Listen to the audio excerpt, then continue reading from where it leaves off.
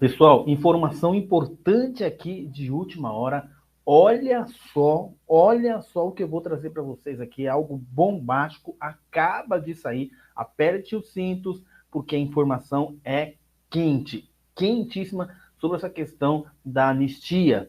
Informações importantíssimas. E mais, senador na Espanha. Gente, já vimos aqui assuntos de jornais alemães, argentinos, dos Estados Unidos e agora mais um país. A Espanha também recebe a denúncia, olha só, gente, em relação ao que nós estamos vivendo, principalmente essas informações estão chegando em relação às decisões do STF.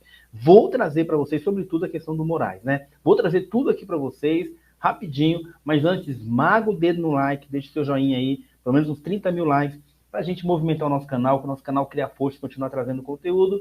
Se inscreva no canal se você não é inscrito. E aqui embaixo, você sabe, eu trago a informação e você deixa aqui nos comentários a sua opinião. Já vou começar, gente, pegando fogo aqui, tá pegando fogo, essa questão da Espanha. Olha só, daqui a pouco eu vou trazer essa questão da anistia, mas olha assim, aqui, a questão da Espanha. Senador Girão faz discurso no Senado da Espanha denunciando, gente, a situação do Brasil.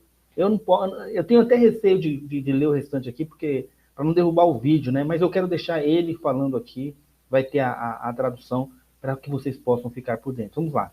And the third panelist, Eduardo Girão, member of Senate of Brazil, former entrepreneur and a former leader of the Provida movement in his region, founder of Estacio de Luz Films, producer of the abortion documentary Blood Money. Paz y bien, buenos días, señoras y señores, activistas por causas nobles de la humanidad, especialmente en la causa de las causas, que es la vida desde la concepción, é o princípio de liberdade, é o direito a nascer. É um imenso honor e gratitude estar, minha esposa Márcia e eu, ante ustedes para falar sobre a emergência de Brasil hoje.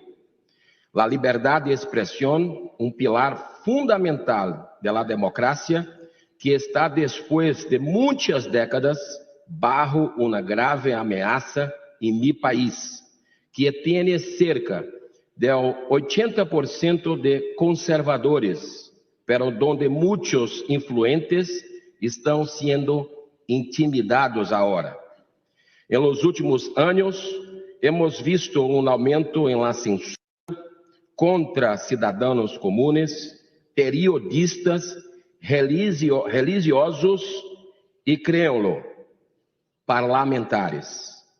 Em lugar de proteger o direito das pessoas a expressar suas opiniões, algumas autoridades han optado por silenciar vozes com as que não estão de acordo.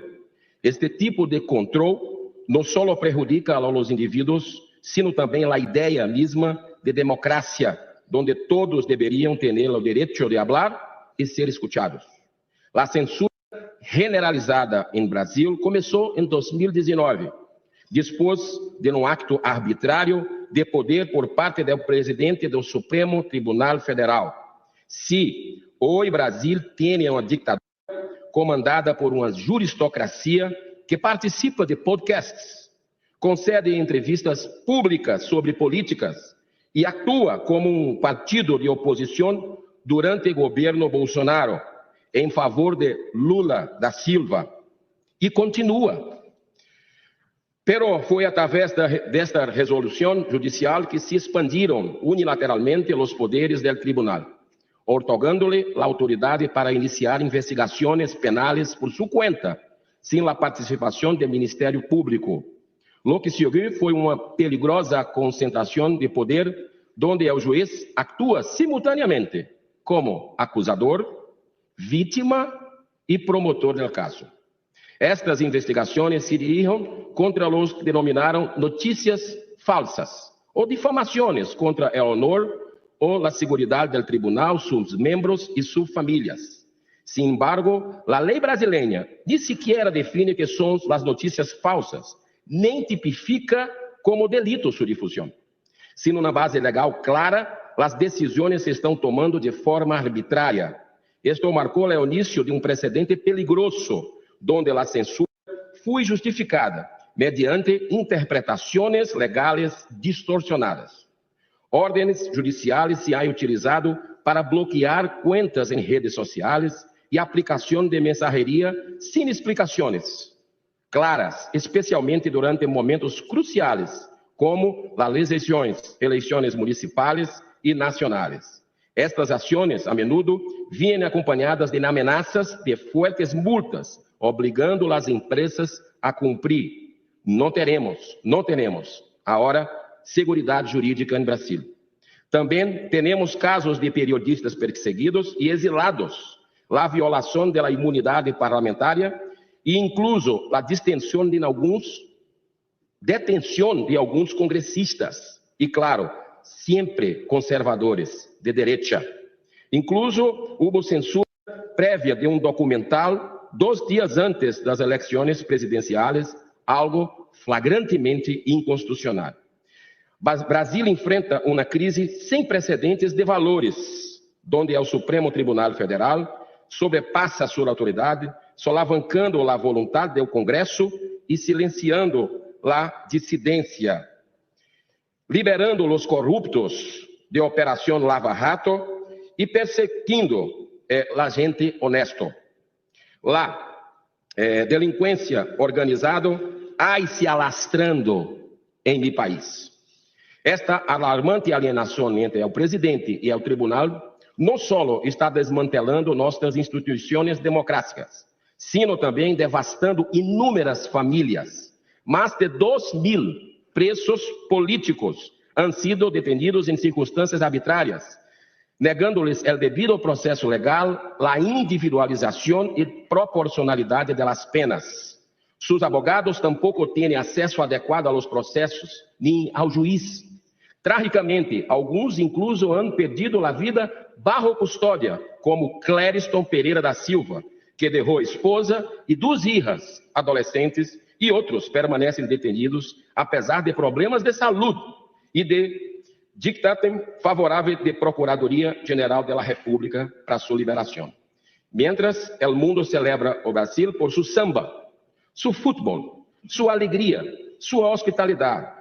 A verdade é que os brasileiros estão tristes, perdendo cada vez mais a esperança. A maioria de nossos cidadãos, cerca de 61%, segundo encuesta recente, agora teme expressar-se em las redes sociais devido à possibilidade de represálias por parte de los poderosos. A censura está em aumento, como demonstra o recente ataque à liberdade de expressão com a suspensão temporal da plataforma X.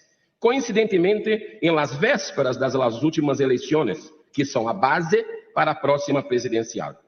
Mientras tanto, agendas destrutivas como a promoção de aborto, a legalização das drogas, ambas sem perigo de ser aprovadas pelo Congresso, pero ao Supremo Tribunal Federal ha atuado para liberá-las. E agora, a expansão de juegos de azar que destroem famílias avançam sem controle, apoiadas por el governo Lula atual. A aprovação de cassinos e vinhos está na agenda política do Brasil esta semana e está a ponto de ser votada no Congresso, que lo profundizará em mais crises social, econômicas, devastando empregos e famílias, levando a milhares de pessoas ao suicídio. A pandemia de momento. Lo que também é preocupante é o silêncio das organizações internacionais que deveriam proteger a liberdade de expressão. Apesar de los lamentos para actuar, permanecem inertes. Se han realizado solicitudes da Comissão Interamericana de Direitos Humanos, pero nada substancial ha sucedido. Lo pelo que é pior, uma audiência que havia sido programada para abordar estes problemas foi cancelada repentinamente, supostamente devido à pressão política do governo brasileiro e da ONG pró-censura, segundo o artículo de periódico. Pero não podemos permitir que nos intimidem. Ao contrário, estas injustiças nos dão aún mais força para lutar valentemente por a liberdade. continuemos incansáveis e com toda a energia que temos, avançando hasta nos limites de nossa força. Este também é um grito de ajuda. É o povo brasileiro que está sofrendo, o barro é o peso destes abusos, e o mundo necessita tomar consciência. Hacemos um chamado a cada um de vocês aqui hoje, para que se unam a nós outros nessa luta. A pressão internacional não é só uma ferramenta, é um faro de esperança que pode ajudar a restaurar a democracia e a liberdade no Brasil. Estamos numa constante guerra espiritual. Éramos arrojados a los leones há 2000 anos atrás, por nossas convicções. Hoje, a persecução é diferente. Somos cancelados, silenciados em las redes sociais, que además estão sendo reguladas em Brasil, esta semana também, por a Suprema Corte. Não vamos a derrear de lutar pela justiça, pois, como dizia o humanista Martin Luther King, uma injustiça em algum lugar qualquer é uma ameaça à justiça em todo lugar. Vamos com fé e valentia juntos e confinados em bem, porque é Jesus quem está em mando e é eu que conta conosco para despertar mentes e corações para que conquistemos a vitória da vida, da família, da ética, da liberdade. Muitas graças e que Deus bendiga.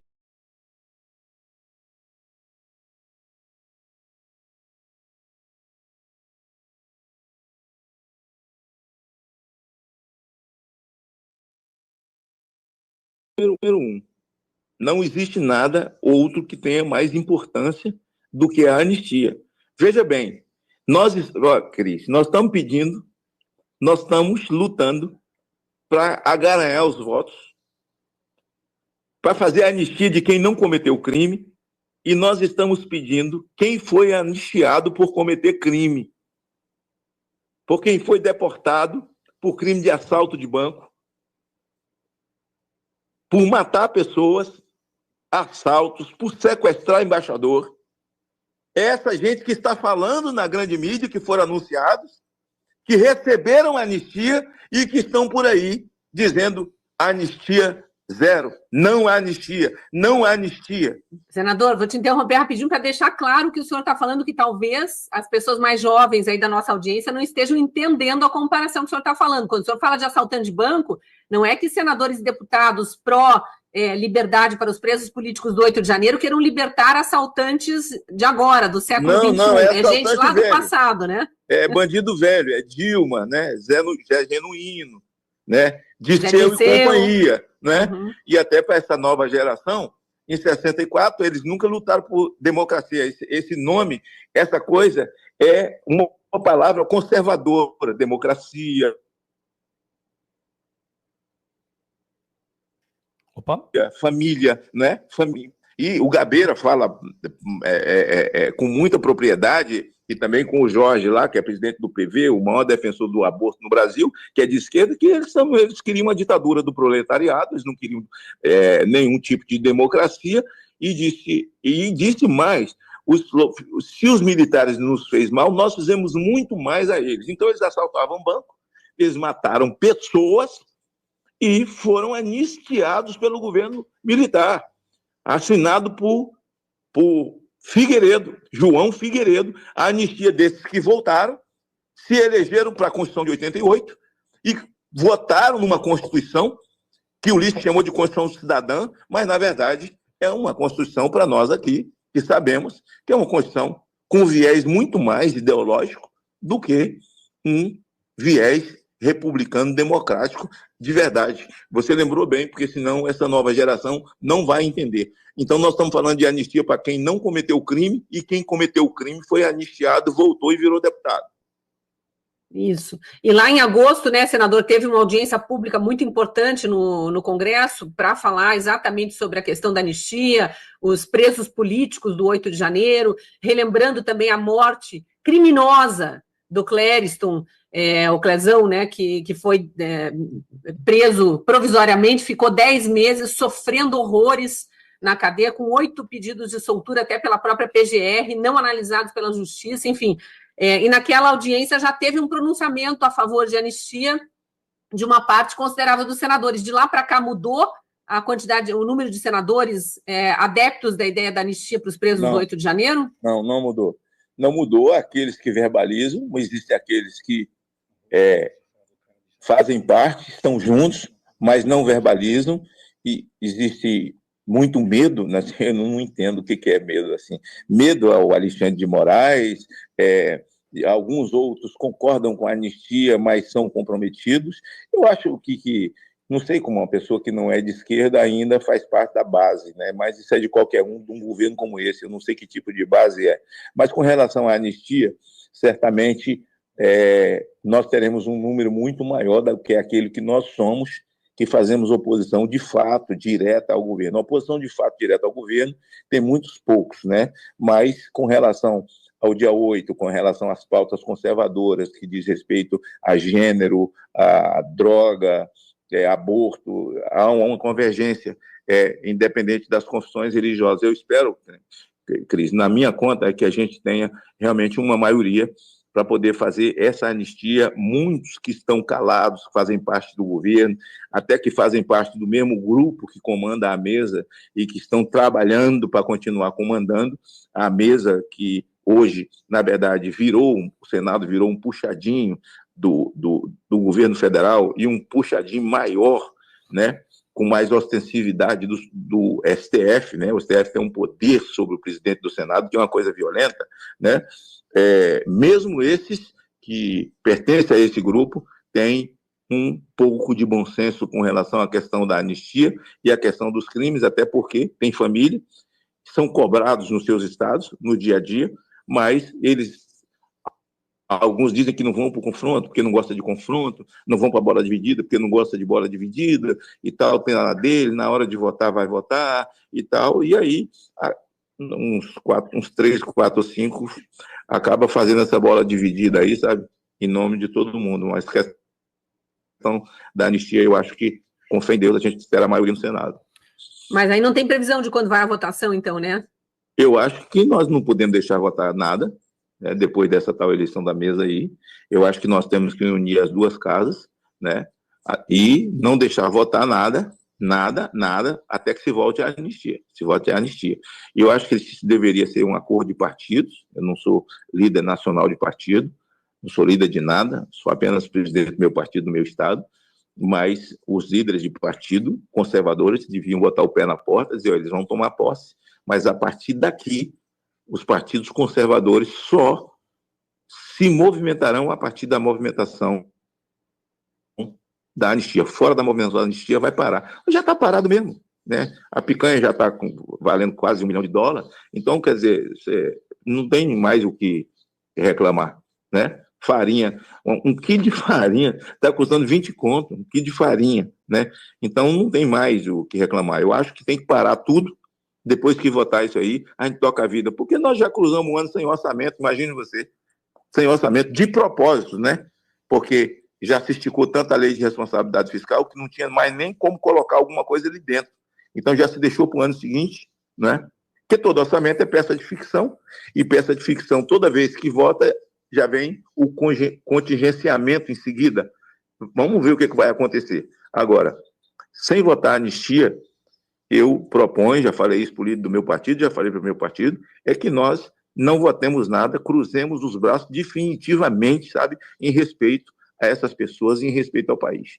E terão o apoio da população de bem, viu, senador? Com certeza, porque o senhor falou aí do seu estado, aqui no meu estado do Paraná, que eu acompanho muito de perto, a ideia geral da população que quer ver o Brasil andar para frente, até bem lembrado o senhor aí com a situação econômica do país, é que direita e esquerda façam esse fechamento de pauta aí e votem a questão da anistia, porque o país não anda mais enquanto ele continuar afundado nesse caos jurídico, com o STF julgando questões que não são da alçada dele e o Senado calado, e o Congresso calado, né? O Senado e a Câmara.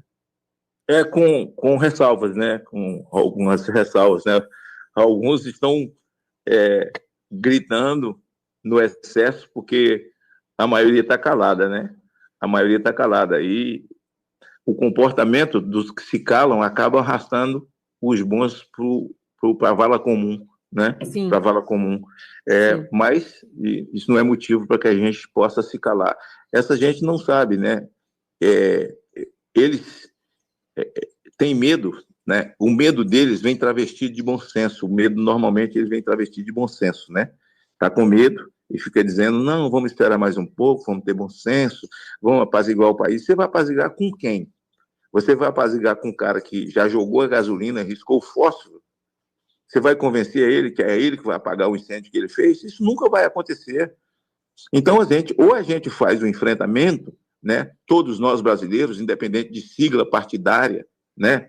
Que amam esse país, não estou falando de esquerda que ama Ramais, né? Não estou falando dessa esquerda maldita que ama o MST. Estou falando de pessoas de bom senso. Nós temos aí uma série de partidos, né, que se dizem de centro-direita e de direita. A mim, sou chamado de extrema-direita e outros também.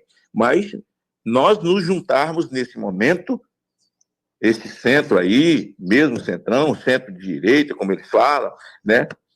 E quem está no centro está muito mais tendente a ir para a esquerda, mas esses que têm tendência para ir para a direita, de direita, e nós que somos de direita, nos juntarmos e dizer, olha, encerrou a farra do boi, não vota nada. Ou vota anistia ou não vota nada. Até porque já não vota nada mesmo. Tudo que vai para o Supremo, o relator é Alexandre, certo? E tudo que a casa diz que vai votar, eles já antecipam com entrevista de Gilmar. Eles podem até votar lá, mas a gente aqui resolve. Exato. Onde é que nós estamos?